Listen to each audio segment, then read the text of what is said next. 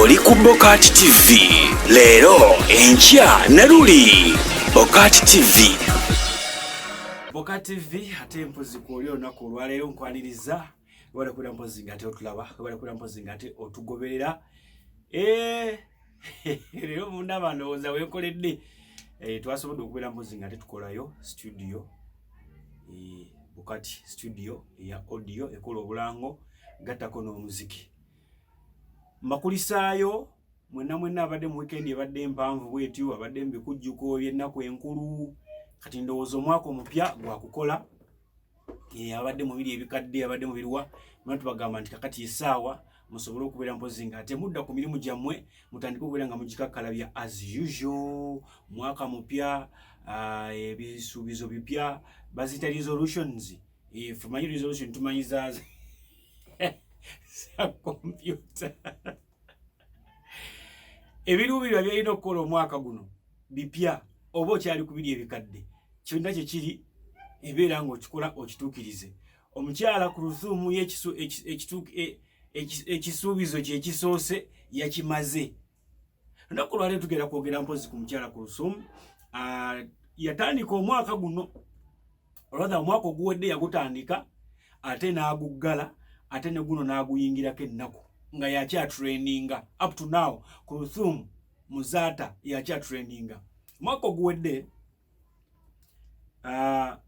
Sheikh Muzaata ng'amaze okufa mwezi gwalinga gwakubiri awo gwakusatu ndowooza abwe watyawo edduwa ye yali erina okubeera ng'esomebwa ya 40 kuba yafa Desemba wa 2020 edduwa yali erina okusomebwa naye obuvuyo bwali bungi nnyo mu maka ge omukyala ku Rusuumu ng'agamba wano nze nina okufuga nze nina okulamula era mujjukira nabaako ku story eyo nga omukyala ono alese bakanyama ne bawalampa ekikomera after kuwalampa kikomera ne bagwamu ne bajjako cameras ebyo bigambo byabali abafamile mbo omukyala ku Rusuumu by the time Sheikh Muzaata we yafiira already baali bamaze okudivorcinga nga baawukanye ne Sheikh Muzaata naye ate nga bagamba ajja atya n'awamba amaka ate bwe yanoba oba okitegeera kati kitegeeza nti baali bamusibidde ekikookolo ng'emiryango gyonna bagisibye kwe kuleeta bakanyama ne babuuka ekikomera ne bayingira. Kale nno n'omwaka guno era still mu Desemba ono yennyini awedde owa 2021 wabaddewo edduwa buli mwaka ffe abasiraamu batusomera edduwa bw'omala okuva mu bulamu bw'ensi eno bw'oba olina famire ey'obuvunaanyizibwa oba abaana b'obuvunaanyizibwa oba abakyala b'obuvunaanyizibwa babeera bakukolera edduwa buli mwaka. Kakati nno mukyala ku Rusuumu yasooka okukola edduwa ya Sheikh Muzaata mu maka gaabwe wano Kawempe ku nnya bayitawo ku nnyo baba Kate Falaawo awo bali amaka ag'omugenzi Sheikh Muzaata naye nga edduwa enkulu era yali entuufu yakolebwa Kigoogwa gye baaziikaani omugenzi Sheikh Muzaata eyo gye baamuziika gye baateeka edduwa entuufu oba ontegeera. Kakati kitegeeza yafuna edduwa za mirundi emeka? Za mirundi 2. Yafuna edduwa za mirundi 2 era okuwakana ng'ekyo nakyo kiwedde. Kati tubadde tukyali mu ekyo akatambi ke kaasoose okufuluma aka Tasha muwala nkuba kyeyo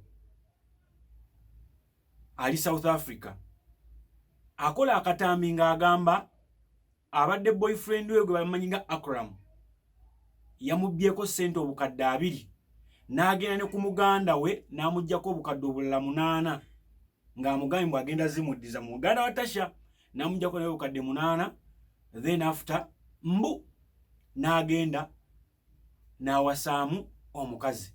Kati abantu ne beebuuza nnyo Akram yaani? Tasha yetumulaye mu ka video kala ali South Africa ne Akram yaani?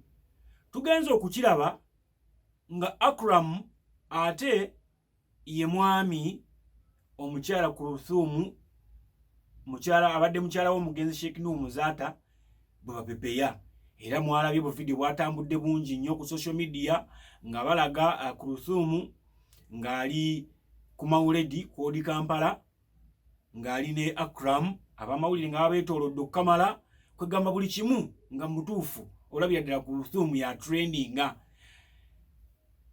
Awo nno nekituwamu ekyokuyiga nti abawala abasinga bagala abasajja abakulu ne balema okwadijasitinga okufiitinga mu kitiibwa ky'abasajja baabwe. Oba nfuna balema okwadijasitinga era weekanga oluusi omuwala oyo alina kyamiisinga nga yebbirira n'adduka n'agenda n'akifuna. Bwe bawulira abatoloka mu nnyumba, bwe bawulira asimanya nga bwolaba mukyala wa gundi mbu wa Chapati yamutwala Pastor Kiganda, ebintu bwe bityo balema okukola adjustment. Abo ntegeera. So kati n'omukyala ono ndowooza akageri ke yali nti baamufuna mwana muto, Sheikh n'amukuza n'amuweerera n'amufunira omulimu n'amulabirira buli kimu. Kati ndowooza abadde alina byamiisinga eby'ekiwala by'ataakola ng'ali ewa Sheikh oba ng'akyali ne Sheikh Muzata. Kati yafunyeeyo omusajja ow'emyaka gye. Kitegeeza abasajja n'abakyala tufune abantu ab'emyaka gyaffe abataatuswaze, abanaabeerawo mu buli mbeera. Amontegeera abanaabeerawo mu buli mbeera. Waliwo abavuddeyo ne bagamba nti omukyala ono okusinziira ku buwangwa na biki yapapye okufuna omusajja. Bannaddiini bo basheeke abasomi ne bava ne bagamba nti eddiini y'Obuyisiraamu ekulagira emyezi 4 n'ennaku 10 kasita ziggwako omukyala yenna namwandu akkirizibwa okuddamu okufumbirwa. Omukyala yenna namwandu akkirizibwa okuddamu okufumbirwa kasita ennaku emyezi 40 giyitawo n'ennaku 10. Kitegeeza Kulusuumu abadde mugumiikiriza omwaka okuggwako kuba gwagukubye. Newankubadde abadde babigamba nti Kulusuumu abadde nga ayenda ne Akram, newankubadde Sheikh Muzata abaddewo. Kati wano bali niwinze buli niwinze oba kutukiza oba kujagusa. Ekibuuzo ne kibeera era kyeyita Kulusuumu Muzata. Sheikh omu Sheikh Kasim n'agamba nti omukyala yenna akkirizibwa okukozesa erinnya lya kitaawe mu kifo ky'oli omwami lwa nsonga nti taata oba n'omu takyuka, abaami bakyuka. Leero oyinza okufumbirawo omusajja ono n'ovaayo n'ofumbirwa omulala. Kati tugeze wali weeyise Shifula Ssenyonga n'ogenda n'ofumbirwa ewamba baali. Okitegeera ate tosobola kugenda wamba baali n'otandika kweyita ate Shifula Mbabaali. Kyokka jjuka ebiwandiiko byonna ID, passport, biki byonna obadde oteekako ago amannya. Oba okitegeera kati obeera weekonfusinga bingi ebibeera bigenda okubuzaabuza na buli kimu kyo. N'akola advice n'agamba nti abakyala mwenna mukozesenga amannya g'abakitammwe kuba bo tebakyuka. So kakati amawulire gesobodde okuwa olunaku olwaleero mukyala Kulusuumu okubeera mpozi ng'afunye omwagalwa, newankubadde ng'omwagalwa ate alina abamukaayanira.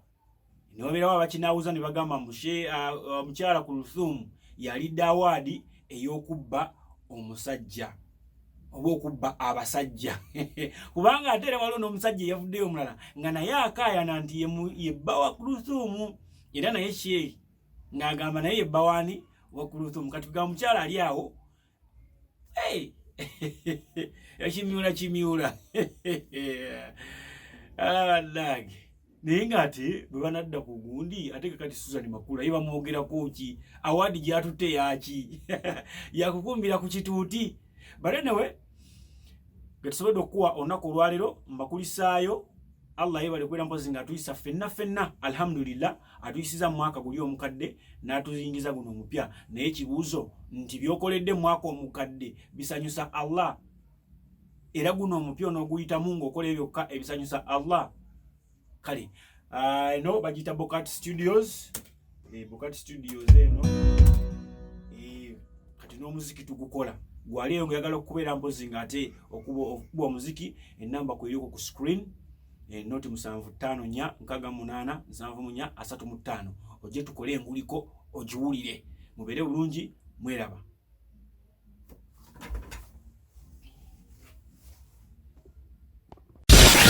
Oli ku Bokat TV leero enkya ne luli. Bokat TV